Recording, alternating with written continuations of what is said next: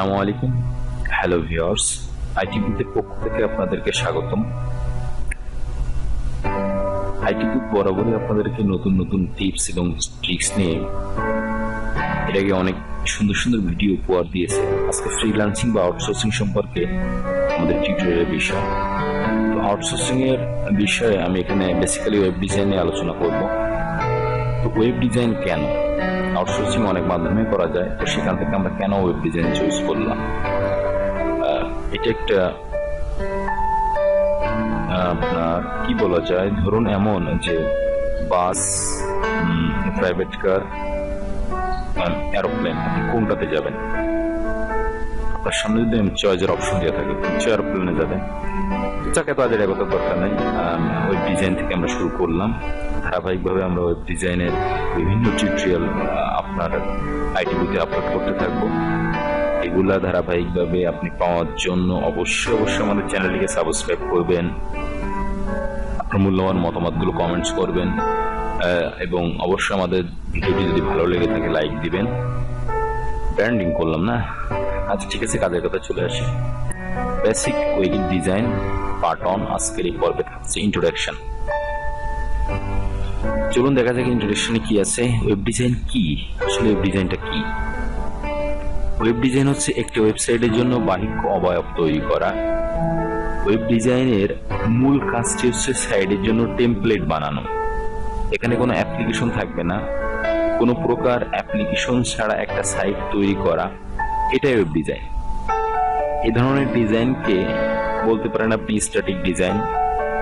Web ডিজাইনের এই ধারণাটি সাধারণত চলে আসছে। অ্যাডভান্স লেভেলে গেলে আপনি আরো অনেক কিছু বুঝতে পারবেন।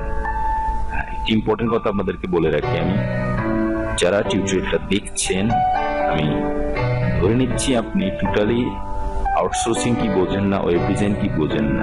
একদম র অর্থাৎ জিরো লেভেল থেকে, বেসিক থেকে আমি এখানে শুরু করছি। ঠিক আছে, চলে আসুন দেখা যাক কাজের কথায় আসি। ওয়েব ডিজাইন শিখতে যেসব আপনাকে জানতে হবে: HTML, এটা একটা মার্কআপ ল্যাঙ্গুয়েজ, এটি কোনো প্রোগ্রামিং ল্যাঙ্গুয়েজ না, এবং এটা শেখা খুবই সহজ। মার্কআপ ল্যাঙ্গুয়েজ কি, প্রোগ্রামিং ল্যাঙ্গুয়েজ কি, ধারাবাহিকভাবে টিউটোরিয়ালটি দেখতে থাকুন, পরবর্তী পর্যায়ে বিষয়ে আলোচনা করা হয়েছে। তো ফার্স্ট আমাদের শিখতে হবে HTML, দেন হচ্ছে CSS। এটা একটা মার্কআপ ল্যাঙ্গুয়েজ, এটা প্রোগ্রামিং ল্যাঙ্গুয়েজ নয়। সাধারণত ওয়েবসাইটের টেমপ্লেটের ডিজাইনটা আরো সুন্দর করার জন্য CSS ইউজ করা হয়। এটার ডেফিনিশনটা আছে ক্যাসকেডিং স্টাইল শীট, এবং HTML-টি হচ্ছে হাইপারটেক্সট মার্কআপ ল্যাঙ্গুয়েজ। তৃতীয় স্টেপে আপনাকে শিখতে হবে ফটোশপ। এখানে যে মূল কাজটি আপনাকে শিখতে হবে তা হলো PHP থেকে HTML টেমপ্লেট বানানো। অতিরিক্ত হিসেবে আপনি ফ্ল্যাশ অ্যানিমেশন তৈরি করা শিখতে পারেন, লোগো শিখতে পারেন, বাট আমাদের যতটুকু লাগবে বেসিক ততটুকু আমরা ফটোশপে শিখবো। দেন তারপরে শিখবো আমরা জাভা স্ক্রিপ্ট। জাভা স্ক্রিপ্ট হলো একটি ক্লায়েন্ট সাইড স্ক্রিপ্ট বা ল্যাঙ্গুয়েজ। এটাকে ব্রাউজার স্ক্রিপ্টও বলা হয়। তো এটাকে কেন ক্লায়েন্ট সাইড ল্যাঙ্গুয়েজ বলা হয়? সাধারণত আমরা জানি যে এটা প্রকার প্রোগ্রামিং ল্যাঙ্গুয়েজ। প্রোগ্রামিং ল্যাঙ্গুয়েজের মূল কনসেপ্টটা অবশ্যই সে সার্ভার থেকে হিট করবে, বাট স্ক্রিপ্ট ল্যাঙ্গুয়েজটা, বেসিক্যালি জাভা স্ক্রিপ্টটা, সে সার্ভার থেকে হ্যান্ডেল করে না, সে ক্লায়েন্টের বা ইউজারের পিসি থেকে ডাটাগুলো ইনপুট করে থাকে।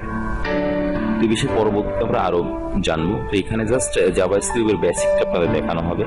দেন আছে jQuery, এটা আরো সুন্দর করার জন্য, বিভিন্ন স্লাইডার ইফেক্ট তৈরি করার জন্য, মেনু বারে অনেক ইফেক্ট তৈরি করার জন্য আমরা jQueryটা শিখবো, বিভিন্ন ক্লাস কল করে ইত্যাদি ইত্যাদি।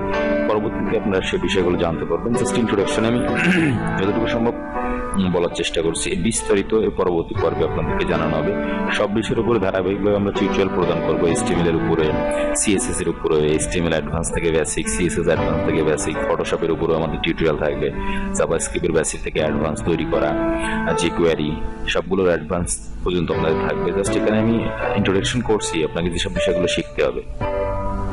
তো ওয়েব ডিজাইন আপনি কিভাবে শিখবেন? বিভিন্ন ওয়েবসাইটে ভিডিও টিউটোরিয়াল থেকে আপনি ওয়েব ডিজাইন ভালোভাবে শিখতে পারেন। বেসিক্যালি আমার যতটুকু মনে হয় আইটি বুথ দেখলে আপনাদের আর অন্য কোথাও যাওয়া লাগবে না, এখানে ডিটেলসে দেওয়া থাকবে।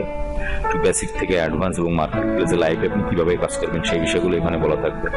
বাংলা ইংরেজি অনেক ওয়েবসাইটই আছে, আমাদের ওয়েবসাইটও আপনি দেখতে পারেন, টেক্সট আকারে সবগুলো দেওয়া আছে। ওয়েব ডিজাইন শেখা বেশ একটি সহজ বিষয়, কয়েক মাসে শেখা সম্ভব। ভালোভাবে শিখতে পারলে ওয়েব ডিজাইনের উপর প্রচুর চাকরি এবং ফ্রিল্যান্সারের হাজার হাজার কাজ পাবেন আপনি বিভিন্ন মার্কেট প্লেসে। আর একটা চাকরি বলতে ডোমেস্টিকলি আপনি জব করতে পারেন বিভিন্ন ফার্মে, যদি আপনার স্কিলটা ভালো থাকে। অবশ্যই আগে স্কিল গ্রো করতে হবে, দেন আপনি মার্কেট প্লেসে কাজ করতে পারবেন। মোস্ট ইম্পর্টেন্ট বিষয়, মনোযোগ দিয়ে লক্ষ্য করুন ইম্পর্টেন্ট বিষয়গুলো কি। এটা শেখা সহজ, এটা বলতে ওয়েব ডিজাইনটা শিখতে 2 থেকে 3 মাস লাগতে পারে, যদি প্রতিদিন আপনি 3 থেকে 4 ঘন্টা পরিশ্রম করেন, প্র্যাকটিস করেন। মেধার উপর ভিত্তি করে এর থেকে সময় কম বেশি লাগতে পারে, কারণ সবার আসলে মেধা এক না। সবাই বোঝার ক্ষমতা, মুখস্থ করার ক্ষমতা, দেন হচ্ছে প্র্যাকটিসের, সব বিষয়গুলো এক না, যেটার উপরে ভ্যারি করতে পারে। সর্বোচ্চ তো আপনি 2 থেকে 3 মাস যদি আপনি ভালো মানের একজন ওয়েব ডিজাইনার হতে পারবেন এবং মার্কেট প্লেসে কাজ করতে পারবেন। অনলাইনে প্রচুর টিউটোরিয়াল আছে, এখান থেকে আপনি শিখতে পারেন। আরেকটা ইম্পর্টেন্ট বিষয় যেটা হচ্ছে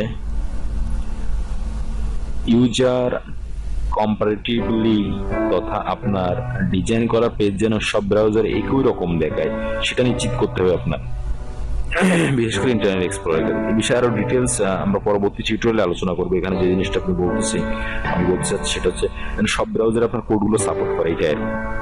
বর্তমান যেহেতু রেসপন্সিভ ডিজাইনের যুগ, রেসপন্সিভ বলতে যেন সব ডিভাইসে আপনার ডিজাইন করা সাইটটি একই রকম দেখায়, বা ডিজাইন করা সাইটটি যেন প্রত্যেকটা ডিভাইসের স্ক্রিনের